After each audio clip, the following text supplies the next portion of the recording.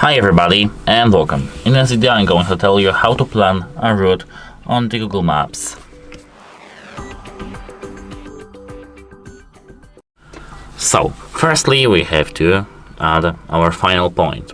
We can search the final point using the text or just dropping a pin on the map. For example, let our final point be somewhere here. It's far away, so we can have some place to plan a route. Here now we have that stops, and now to plan a route we can add some other stop to, of course, stop. For example, some fuel station, gas station.